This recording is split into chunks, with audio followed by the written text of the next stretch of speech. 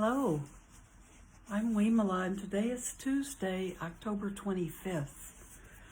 We are having it's a kind of a pale blue sky today, but I know in an hour or so we're supposed to have rain for the rest of the day. So we need the rain. That's a good thing, but we've gotten spoiled with our sunny days. So I want to read with you and then sit. And we're reading from Pema Chodron's new book, How We Live is How We Die. And this is, I'm not going to read the entire book. I'm going to skip around, but there's one story that I really want to read. I think, it's not very long. I had two stories connected. So the story I really want to read is actually what is chapter 6 in the book. Skipped a few, although it's a wonderful book to read. I should save some for you to read on your own, because you probably will want to grab a copy of this book at some point. This is called Mingyur Rinpoche's story. And most of you have probably heard or know of Mingyur Rinpoche. He's a really well-known teacher, and also is one of the creators of the Turgar group. So he's teaching the Buddhist teachings as universal teachings, which we know they are. But he has comes from a family of very famous Tibetan teachers. So I think Pema Chodron knows him personally. So I'd like to read this. So this is his story from Pema Chodron. To make the topic of disillusion a little less esoteric, I'd like to tell a story about someone who actually was prepared through study and practice to recognize and experience the disillusion process during a near-death experience. This is a story recounted by Yongey Ming. I know I'm pronouncing his name wrong. Mingyur. Okay, this is a story recounted by Yongey Mingyur Rinpoche in his book, In Love with the World, A Monk's Journey Through the Bardos of Living and Dying. Mingyur Rinpoche, a very popular teacher from an illustrious family of Tibetan teachers, was the abbot of a monastery in Bodh Gaya, India, the place where the Buddha attained enlightenment. For the first 36 years of his life, he had been sheltered and privileged. In childhood, he was identified as a tulku, a reincarnation of a previously enlightened teacher.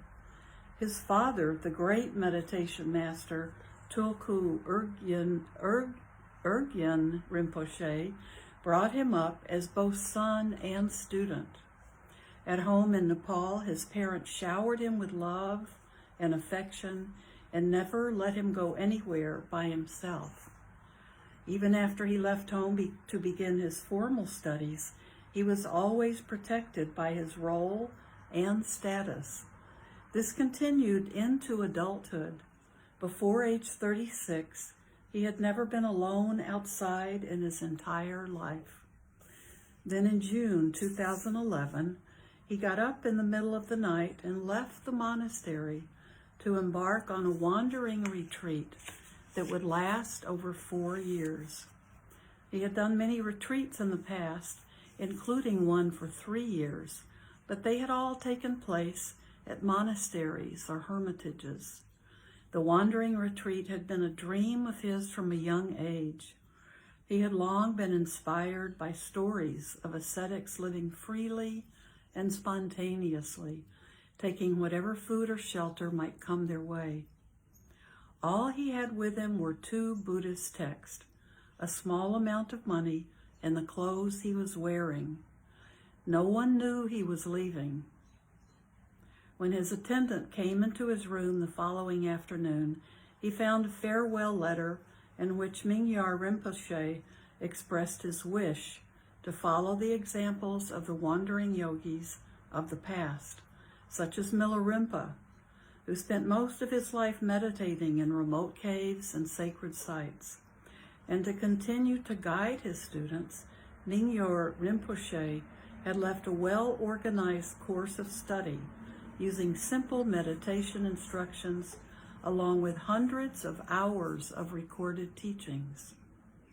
Before he left the monastery, his vision for the retreat had a touch of the romantic, caves and beautiful lakes and pleasant train rides.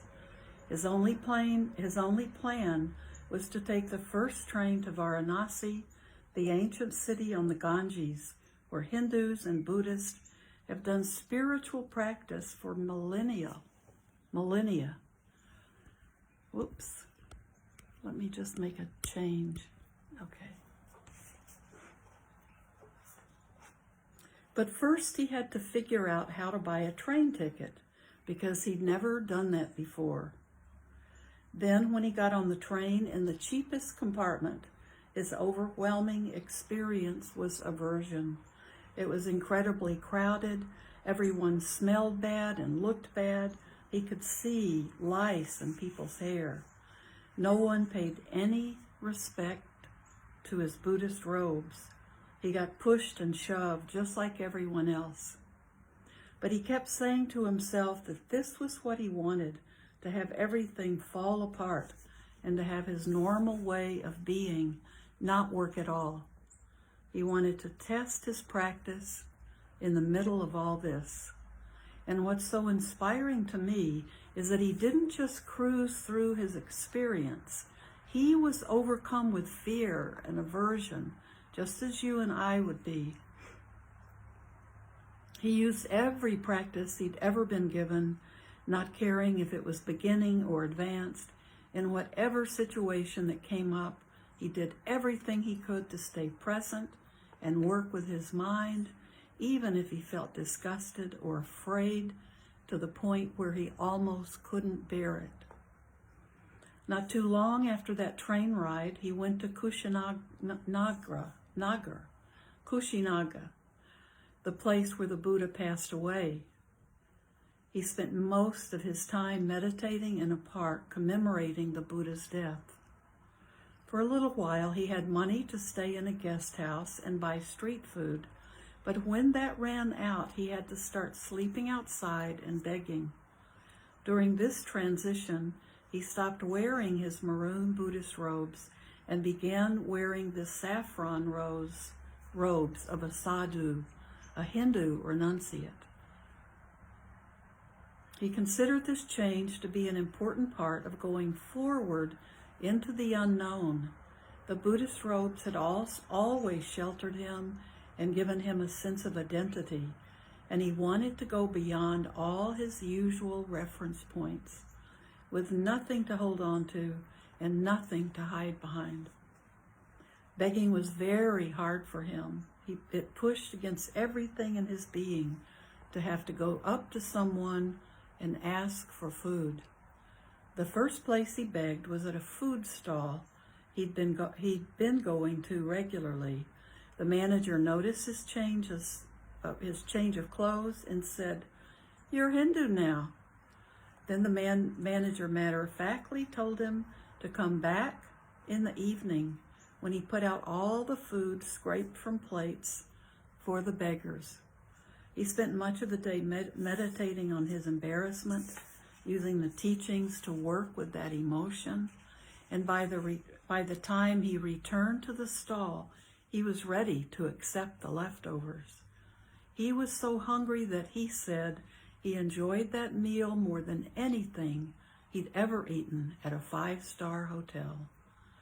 His first night sleeping outside was near the cremation stupa, a large mound of dirt containing the relics from the Buddha's cremation. He couldn't sleep because of the mosquitoes, and toward morning he developed stomach cramps. When he was meditating the next day, he started having diarrhea, and by evening he was vomiting. As things got worse over the next few days, he realized he was dying. The first sign he recognized was the earth element dissolving into water. He began to feel so heavy, it seemed his weight might push him below the surface of the earth. As another sign of this disillusion, his vision became blurry. Then he felt around his mouth with his tongue, and there was no saliva. Though he was too dehydrated for fluids to be leaving his body, he understood that the water element was dissolving. Now he thought, it's happening. This is my big chance. Can you imagine having such a fearless attitude? Then he became very cold, and since the air outside was extremely hot, he took this as an unmistakable sign of the fire element dissolving. Then, as the air element dissolved into consciousness, he felt like he was being inflated like a balloon every time he inhaled. He still had a sense of himself as an individual person going through an experience. There was still a feeling of Mingyar Rinpoche, observing and tracking what was happening. But as he described it, in his conceptual mind was draining away, and at the same time, his true nature was becoming more and more vivid. Then at one point, he almost blacked out, and flashes of white and red appeared before his mind. What occurred next was beyond anything he had ever experienced. After the fact, he found it nearly impossible to describe in words, but his book, and Mingyar Rinpoche has written a book about this traveling. His book gives you the flavor of it. There was still a bright awareness, but it was not conceptual in any way. There was no self and other, no inside and outside, no time, no direction, no life, no death. And at the same time, everything was made of love. The trees, the stars, the entire world was made of love. Before this experience, he had spent a great deal of time meditating on the sky-like nature of his mind. So to some extent, he was prepared. His years of training enabled him to understand what was happening. But his recognition of his mind's nature had never been so complete. Later, he guessed he was in this state for about 5 hours. He knows it was dark when he entered this non-conceptual phase and light when he came to. But this coming to didn't happen in the ordinary way of someone passing out and then recovering consciousness. If someone else had seen him, they probably would have thought he'd passed out. But in a deeper sense, he was awake the whole time, awake to cloudless awareness, to the universal open mind. Eventually, he did come back to his body. This wasn't a decision he made. There was no sense of I involved. But somehow, a movement of mind occurred based on recognizing his work as a teacher wasn't done. He felt himself re-entering his body. His normal breath returned and his body warmed up. When he opened his eyes, everything appeared transformed. He said the trees were green as usual, but they were shining.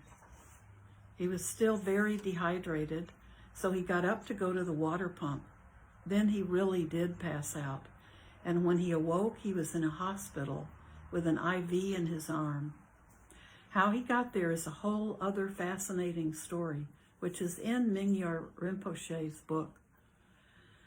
So this is a story of someone actually going through the process of the elements dissolving and experiencing the clouds parting to reveal the wide open infinite sky of his mind.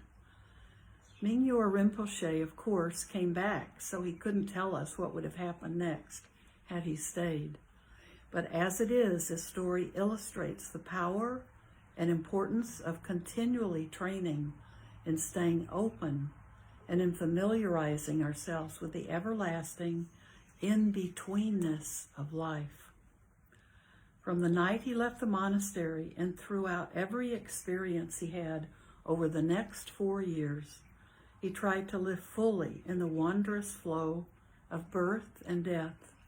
His near-death experience was just one part of that flow, and as soon as he was well enough, which was before the doctor thought he was well enough, he ventured back out into the complete unknown with no security other than his big sky mind. For me, nothing about the practice of Dharma is more inspiring than seeing how it leads to such fearlessness. I think that's a wonderful story. I haven't read his book, and now I'm definitely going to get his book, whether from the library or however I can find it, because it sounds wonderful. So why don't we sit, and this can be a contemplation to just let his experience kind of float around in your own head, and think of the importance of this teaching from him is a lot about his fearlessness not only of taking on this journey, but having this experience of feeling as though he were going through the stages of dying, and how he just stayed with it. He was fearless in the face of it, and had a beautiful experience.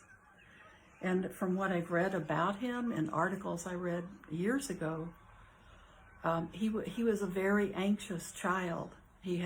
And I guess if he was living in such a sheltered life with such important Buddhist teachers, he was living kind of like the Buddha must have lived as a child, very sheltered. And but it created within him a lot of anxiety. So that makes it even more incredible that he set out on this journey away from everything. So that's a lot that we can sit with, just being with that. So let's sit. We have about 10 minutes to sit, so not much time, but it can definitely be time to just let your body relax and go into that quiet, tranquil state.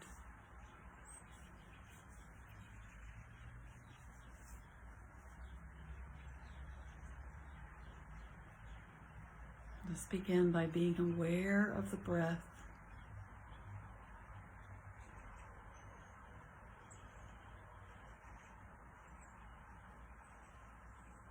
And let it help you calm down.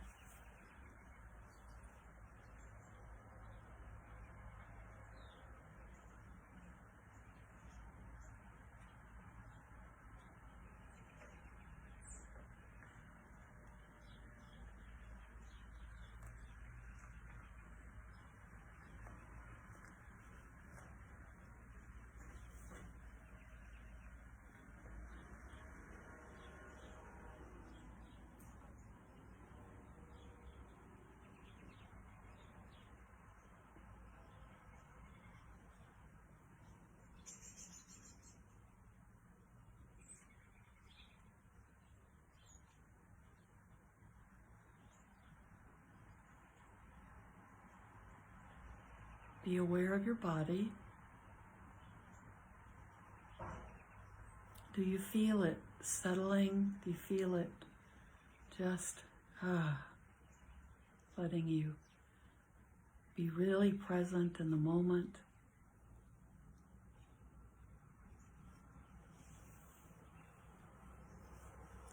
knowing how to relax your body.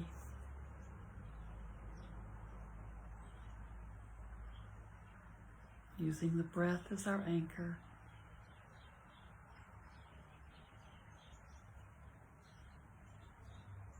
Just let your thoughts come and go. No need to repress or suppress those thoughts.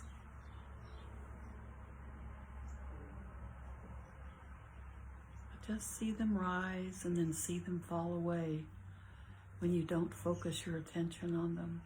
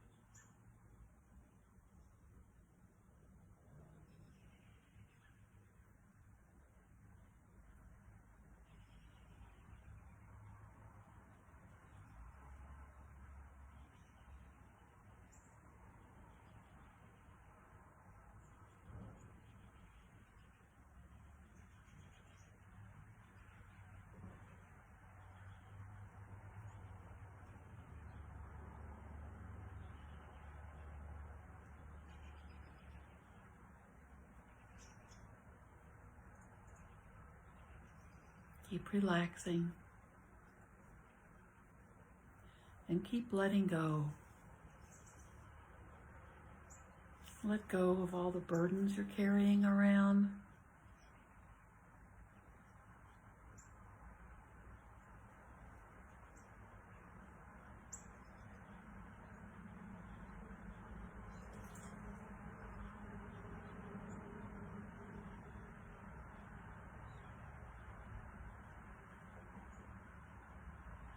Just for right now, see how much you can just let drop away.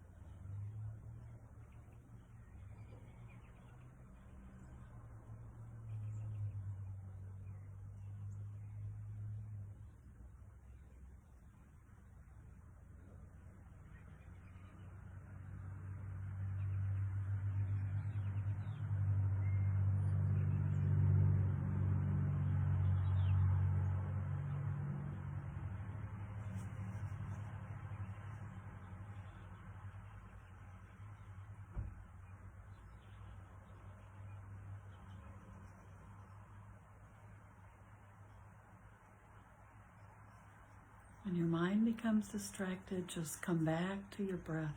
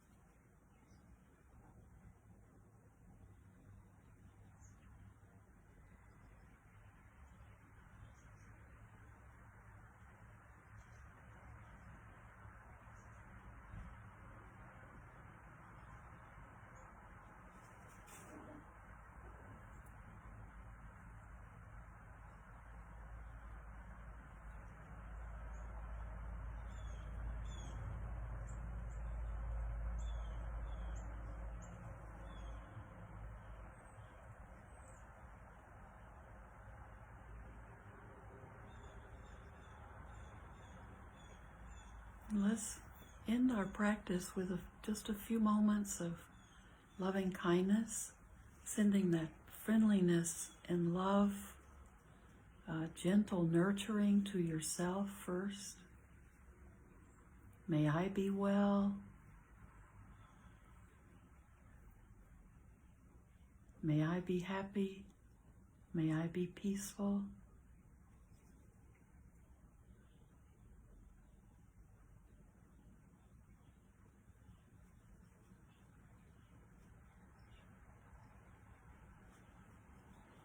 Remember how important it is to nurture yourself first.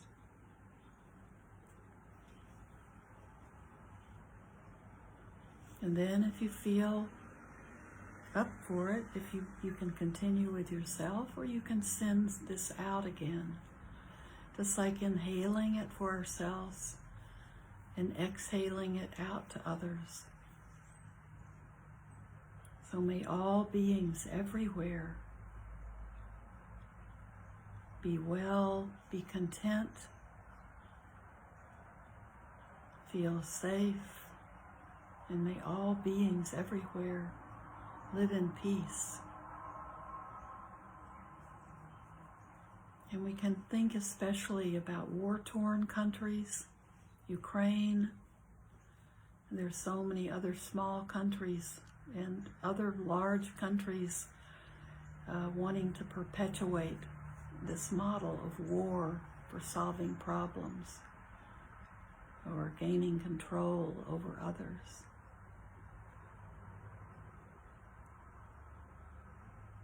Send loving kindness. May all beings be content. May all beings want to live in peace.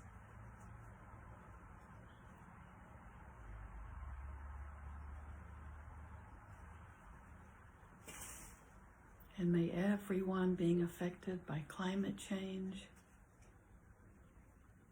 with dramatic weather episodes and so much damage and loss of life, may all of those living beings find peace.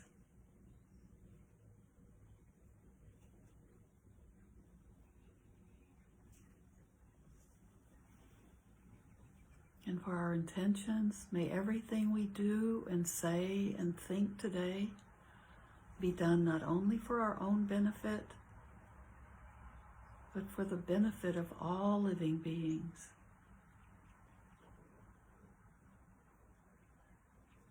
So, thank you. Thank you for being a big part of my practice.